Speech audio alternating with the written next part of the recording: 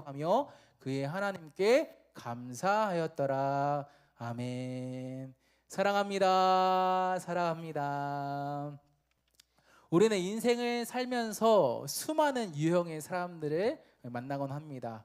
목사님도 지금까지 살아오면서 정말 많은 사람들을 만났던 것 같아요. 최근에 목사님 카톡을 보면서 나 카톡 친구 몇 명이지? 한번 확인했던 적이 있어요. 몇 명이었을까요?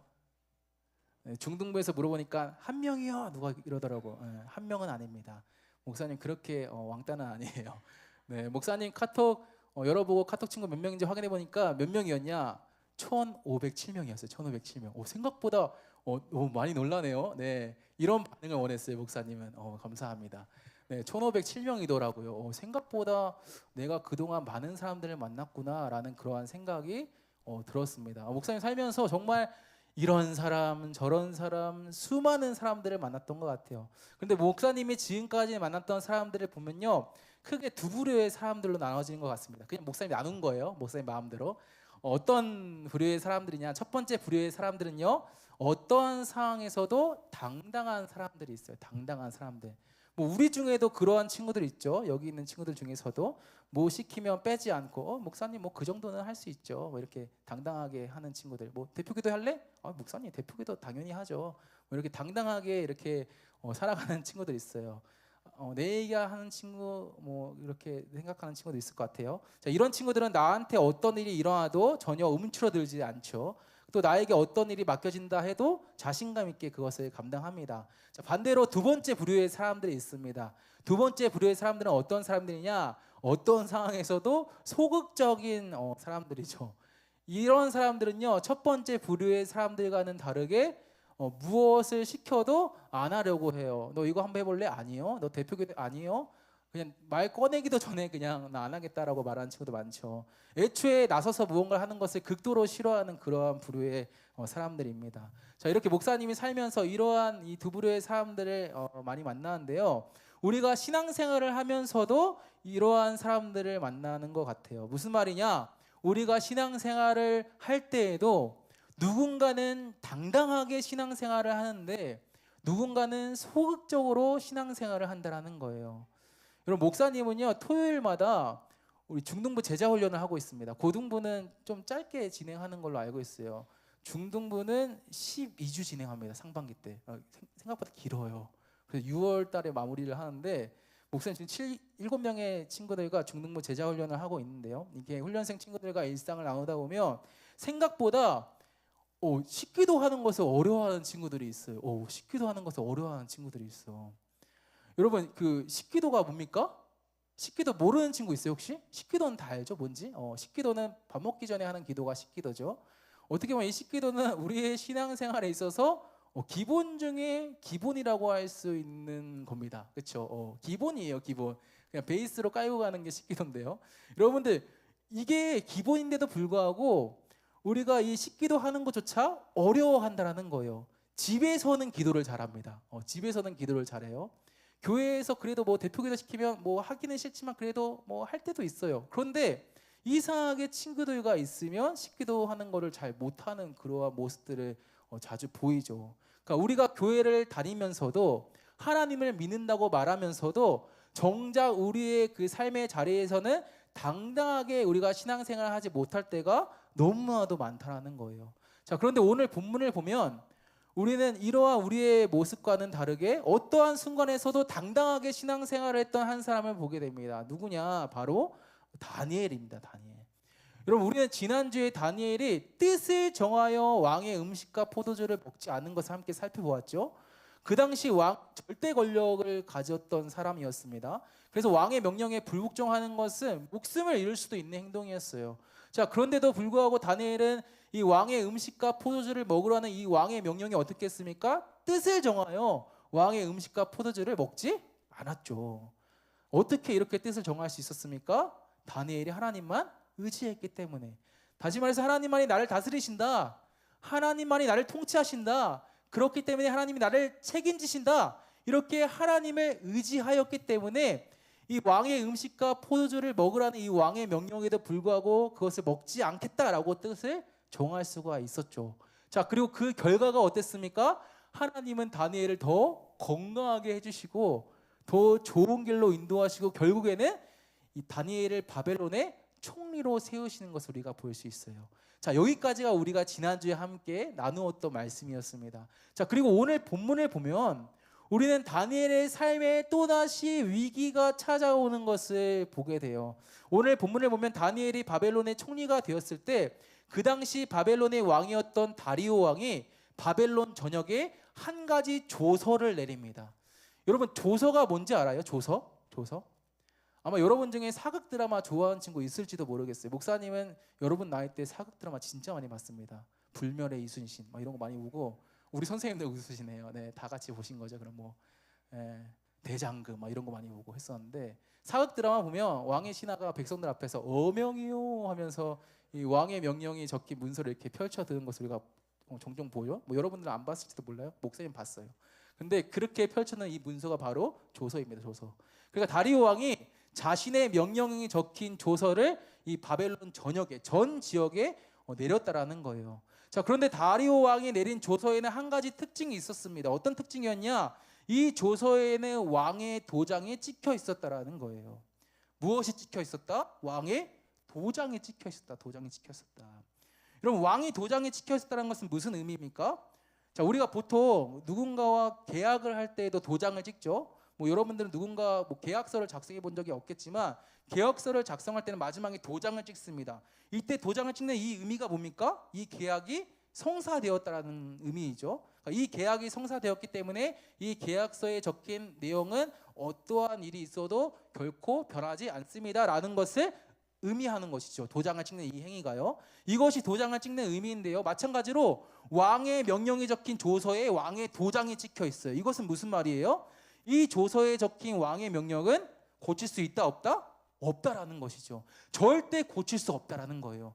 무슨 일이 있어도 절대 고칠 수 없는 명령. 그렇기 때문에 모든 사람이 다 지켜야 하는 명령이었다라는 거예요. 다리오 왕이 이러한 강력한 명령이 적힌 조서를 바벨론 전역, 전 지역에 내렸다라는 것이죠. 자, 그렇다면 여러분, 이 조서에 적혀 있었던 내용은 무엇이었을까요? 우리가 오늘 읽지 않았지만 다니엘 6장 7절 말씀 보면 이 조서에 적혀 있던 내용이 무엇인지를 우리가 알 수 있는데요. 이 조서에 적혀 있었던 내용은 무엇이었냐? 왕 외에 어떤 신에게나 사람에게 무엇을 구하면 사자굴에 던져넣는다라는 내용이 적혀 있었어요. 쉽게 말하면 왕이 아닌 다른 사람 또는 다른 신에게 기도하지 말라라는 것이죠. 기도하면 어떻게 한다? 사자굴에 던져넣겠다라는 이 내용이 이 조서에 적혀 있었다라는 거예요. 사실 여러분, 이 조서의 이 내용은요, 왕이 만든 것은 아니었습니다. 이 내용은 그 당시 다리오 왕의 신하들이 만든 것이었어요. 왜 만들었냐? 다니엘을 고발하기 위해 만들었습니다. 여러분, 앞서 바벨론에서 다니엘의 이 직책이 뭐라고 했습니까? 총리라고 했죠. 바벨론에서 이 다니엘의 직책은 총리였어요. 바벨론의 포로로 끌려왔던 다니엘을 하나님께서 인도하셔서 바벨론의 총리로 세워졌죠. 그런데 다니엘은 그냥 총리가 아니었습니다. 다니엘은 아주 뛰어난 총리였어요. 얼마만큼 뛰어났냐면 그 당시 바벨론에는 다니엘을 포함해서 총리가 3명이나 있었습니다. 이 바벨론은 워낙 큰 나라였기 때문에 총리가 3명이나 있었는데 다니엘은 그 중에서도 일을 가장 잘할 정도로, 그래서 왕의 신임을 받을 정도로 아주 뛰어난 총리였어요. 심지어는요, 다니엘을 제외하고 2명의 총리가 더 있었는데도 불구하고 왕이 다니엘을 지명해서 야, 너가 내 대신 이 나라를 다스려라 할 정도로 다니엘은 뛰어난 총리였어요. 자, 그러다 보니까 다른 신하들의 시기와 질투가 있었을까요? 없었을까요? 당연히 있었겠죠. 자, 다니엘이라는 이 남유다 사람이 포로로 끌려왔어. 그런데 어느 날 갑자기 왕의 신임을 받게 되었어. 그리고 바벨론의 총리가 되었어. 그런데 일도 되게 잘해. 자, 그래서 왕 다음으로 높은 사람이 되었어. 질투가 당연히 났다라는 거예요. 이 다니엘을 보면서. 자, 그래서 신하들은요, 다니엘을 질투한 나머지 어떻게 하냐? 다니엘을 쳐내기 위해 한 가지 꾀를 냅니다. 어떤 꾀를 내냐면, 가만 보니까 다니엘은 일적으로는 흠을 잡을 수가 없었어요. 왜냐하면 워낙 일을 잘했으니까. 그래서 트집을 잡을 데가 없으니까 어떻게 하냐? 다니엘의 신앙적인 부분을 건드려요. 다니엘에게는 한 가지 습관이 있었는데요. 어떤 습관이었냐면 다니엘의 습관은 하루에 3번씩 하나님께 기도드리는 것이었어요. 그러니까 비가 오나 눈이 오나 어떤 일이 일어나도 다니엘은요, 하루도 빠지지 않고 하나님께 기도하는 습관을 가지고 있었는데 바로 이것을 건든 것이죠. 그래서 어떻게 하냐? 우리가 앞서 보았던 것처럼 왕의 조서를 만든 거예요.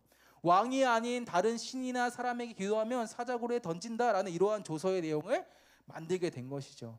어떻게 보면 이 조서는 다니엘을 노리는 함정이었다라는 거예요. 자, 여러분, 다니엘이 이 사실을 과연 알고 있었을까요? 모르고 있었을까요? 알고 있었죠. 자, 한번 생각해 보세요. 다니엘은 총리였습니다. 그리고 머리도 좋았고 일도 잘했어요. 저 얼마나 보는 눈이 넓었을까요? 다 보였겠죠. 다 보였겠죠. 여러 가지 소식들이 귀에 다 들렸겠죠. 아, 지금 다른 사람들이 어떤 이상한 작업을 하고 있구나. 나를 노리고 어떤 작당 모의를 하고 있구나. 아마 다니엘도 다 보고 다 들었을 것입니다. 그러니까 이 사실을 모르지는 않았다라는 거예요. 자, 그렇다면 만약 이 사실을 알게 되었어요. 그러면 이 사실을 알게 된 사람의 자연스러운 반응은 어떠해야 합니까? 지금 왕의 조서가 내려졌어요. 심지어 왕의 직인이 찍혀 있습니다. 무슨 수를 써더라도 이 왕의 조서의 내용은 바꿀 수가 없어요. 그리고 이 조서가 나를 노리는 함정이라는 것도 지금 알고 있어요. 자, 그러면 어떻게 해야 해요?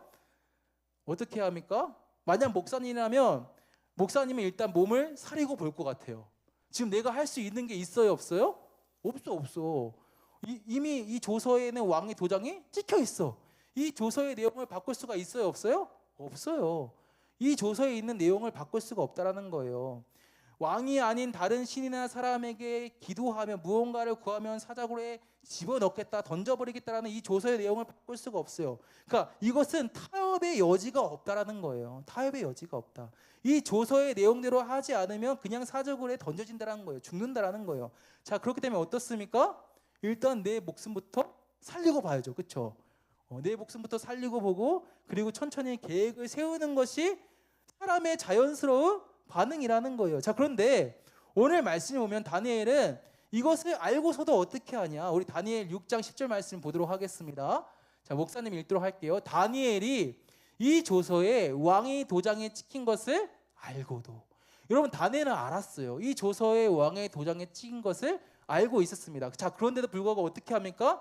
자기 집에 돌아가서는 윗방에 올라가 예루살렘으로 향한 창문을 열고 전에 하던 대로 하루 3번씩 무릎을 꿇고 기도하며 그의 하나님께 감사하였더라. 여러분, 다니엘은 어떻게 합니까? 다니엘은 이 사실을 알고도 자기 집에 들어가서 윗방으로 올라가요. 아마도 윗방은 다니엘이 평상시에 기도하던 자리였던 것 같아요. 자, 근데 이곳에는 한 가지 특징이 있었습니다. 어떤 특징이냐? 예루살렘으로 향한 창문이 하나 나 있었어요. 여러분, 창문이 있었다는 것은 무슨 말이에요? 바깥에서 볼 수 있는 공간이었다는 것이죠. 그러니까 다니엘이 기도했던 이 장소, 이 윗방이 굉장히 오픈된 장소였다는 거예요.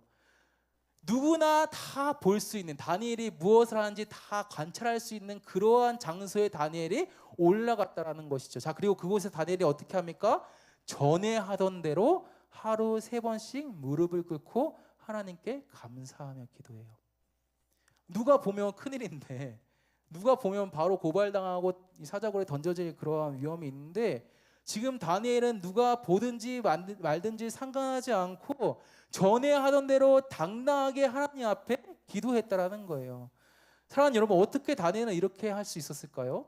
두렵지 않았을까요? 아니, 두려웠을 거예요. 목사님이라면 두려웠을 것 같아요. 아니, 지금 나를 노리는 사람들이 있잖아요. 지금 호시탐탐 기회를 노리고 있어. 그리고 함정을 이미 파놨어. 나는 그 함정이 뭔지 알고 있어. 자, 당연히 두렵단 말이에요. 자, 그런데 어떻게 다니엘은 이렇게 할 수 있습니까? 그 이유는요, 다니엘에게는 확신이 있었기 때문이었어요. 확신이 있었기 때문에. 어떤 확신이었냐? 하나님은 지금도 살아계시고 하나님은 지금도 일하신다라는 확신이 있었다라는 거예요. 내가 믿는 하나님은 가짜 하나님이 아니라 진짜 하나님이다. 내가 믿는 하나님은 지금도 이 순간에도 나를 위해 일하신다. 그렇기 때문에 나는 그 하나님을 믿기 때문에 혹여 사자굴에 들어간다 하도 나는 상관없어 라는 이러한 확신과 믿음이 있었기 때문에 다니엘은 왕의 조서 앞에서도 당당하게 기도할 수 있었다라는 거예요. 자, 그리고 그 결과 어떤 일이 일어납니까? 우리가 잘 알고 있는 것처럼 다니엘은 사자굴에 던져졌지만 하나님께서 천사들을 보내셔서 다니엘을 조금도 다치지 않게 하시죠. 하나의 상처도 나지 않게 하세요. 다니엘의 하나님을 믿음으로 당당하게 나아가자 하나님께서 어떻게 하신 거예요? 다니엘을 지키시고 보호하신 것이죠. 더 나아가서 이러한 다니엘의 모습을 보고 바벨론의 다리오 왕이 어떻게 반응하냐? 다니엘 6장 26절 말씀 보면요, 바벨론 전역에 다시 한번 조서를 내려요. 그 전에 내렸던 조서에는요, 왕이 아닌 다른 신이나 사람에게 무언가를 구하면 사자굴에 던져넣겠다, 이러한 조서를 바벨론 전역에 내렸었는데 다시 한번 조서를 내립니다. 어떤 조서냐? 바벨론 모든 사람들이 살아계신 하나님을 두렵고 떨림으로 믿어라 라는 이러한 조서를 다리오 왕이 바벨론 전역에 내립니다. 그러니까 다니엘이 믿음의 모습을 보이니까 이 믿음의 모습을 보고 이것을 통해서 하나님을 알지 못했던 이 이방 나라에 살아계신 하나님이 전해진 것이죠. 사랑하는 여러분, 때로 우리는 서두에서 이야기했던 것처럼 신앙생활을 하면서도 당당하지 못할 때가 참 많은 것 같아요. 내가 하나님을 믿는다는 사실이, 내가 교회 다니는 사실이 나에게 자랑이 되지 못하고 부끄러울 때가 너무나도 많죠. 이거 나 하나님 믿는다고 하면 친구들이 어떻게 생각할까? 나를 광신도라고 생각하지 않을까? 어떻게 시험 기간에 너 공부 안 하고 교회 갈 수 있어? 너 너무 광신도 아니야? 이런 생각하지 않을까? 우리 안에는 하나님을 믿는다라는 이 사실이 자랑이라기보다는 조금 부끄러울 때가 더 많은 것 같다라는 거예요. 자, 그러나 오늘 말씀에서 다니엘은 어떠한 상황에서도, 심지어 죽음의 그 위기 속에서도 당당하게 하나님께 기도했어요. 누가 보든지 말든지 자신의 믿음을 이 세상 가운데 보였다라는 거예요. 어떻게 그럴 수 있었습니까? 확신이 있었기 때문이었죠. 하나님은 지금도 살아계신다. 살아계신 그 하나님께서 지금도 나를 위해서 일하고 계신다. 이런 확신이 있었기 때문에 다니엘은 당당할 수 있었다라는 거예요. 사랑하는 여러분, 간절히 원하기는 우리가 어떠한 상황에서도 오늘 말씀에 다니엘과 같이 하나님을 믿음으로 당당하게 살았으면 좋겠습니다. 물론 하나님을 믿음으로 살아갈 때요, 우리의 삶 가운데 좋은 일만 생기는 건 아니에요. 하나님을 믿음으로 살아감에도 불구하고 우리 삶에서 안 좋은 그러한 일들도 찾아옵니다. 삶의 위기가 찾아올 때도 있어요. 오늘 말씀에서 다니엘에게도 그 죽음의 위기가 찾아왔던 것처럼 우리가 하나님을 믿고 살아가는 우리의 삶 속에서도 우리에게 좋은 일만 있는 것이 아니라 때로는 친구의 관계 안에서의 어려움이 생길 수도 있고요, 가족 간의 관계 안에서의 어려움이 생길 수도 있고요, 또는 학업이나 건강이나 여러 가지 상황 속에서 우리를 흔들리게 하고 우리를 넘어뜨리게 하는 일들을 우리가 자주 마주할 수도 있다는 거예요. 그럼에도 불구하고 여러분, 우리는 하나님을 끝까지 믿음으로 살았으면 좋겠습니다. 하나님은 살아계시다. 하나님은 정말 살아계시다. 하나님은 지금도 나를 위해서 일하고 계신다. 이것을 우리가 믿음으로 선포하며 어떠한 상황에서 당당하게 하나님을 드러내고 나타내며 우리의 믿음을 보이며 살아갔으면 좋겠습니다. 그럴 때 여러분, 하나님은 그러한 우리의 믿음을 보시고 우리의 삶 가운데 반드시 일해 주세요. 우리가 어떠한 상황에서도 우리의 시선을 하나님께 드리고 하나님을 바라보며 믿음의 그 한 걸음을 우리가 걸어갈 때 하나님은 오늘 다니엘의 삶에서 역사하시고 다니엘의 삶을 통해 이 이방 나라 가운데 살아계신 하나님이 선포되게 하셨던 것처럼 우리의 삶 가운데 일하시고 우리의 삶을 통해 하나님 자신을 더욱 나타내신다라는 것이죠. 여러분, 말씀을 맺겠습니다. 사랑하는 여러분, 오늘 말씀에서 다니엘은 믿음을 드러낼 수 없는 상황을 마주했어요. 하나님 앞에 기도하면 곧바로 사자굴에 던져지는 그러한 그 위기의 순간, 그러한 상황 가운데 다니엘은 놓여져 있었습니다. 그럼에도 불구하고요, 오늘 말씀에서 다니엘은 자신의 믿음을 기꺼이 이 세상 가운데 당당하게 드러냈어요. 이 세상 가운데 하나님을 믿는 자신의 믿음을 보였어요. 사자굴이 코앞에 있는 상황 속에서도 다니엘은 하나님 앞에 기도하기를 멈추지 않았어요. 그 이유는 다니엘에게는 하나님을 향한 확신이 있었기 때문이었죠. 내가 믿는 하나님은 살아계신 하나님이시다. 그 살아계신 하나님께서 나의 삶 가운데 지금도 일하고 계신다. 이러한 믿음이 있었기 때문에 다니엘은 어떠한 상황에서도 당당하게 하나님을 자신의 삶 가운데 드러내며 자신의 믿음을 이 세상 가운데 보이며 살아갈 수 있었습니다. 사랑하는 여러분, 우리의 삶도 그러했으면 좋겠습니다. 때로 우리의 삶에 어떤 일이 일어난다 할지라도 설령 그 일이 우리를 힘들게 하고 우리를 눈물 짓게 하고 우리의 마음을 주눅들게 하는 그러한 일이라고 할지라도 우리가 살아계신 하나님, 지금도 우리의 삶 가운데서 일하시는 그 하나님을 바라보며 하나님을 향한 믿음을 가지고 당당하게 우리의 삶 가운데 하나님을 나타내고 우리의 믿음을 보이는 삶이 되었으면 좋겠습니다. 그래서 우리의 삶 속에서 지금도 일하시는 하나님, 살아계신 그 하나님을 경험하며 살아가는 저와 여러분 되시기를 주님의 이름으로 축복합니다.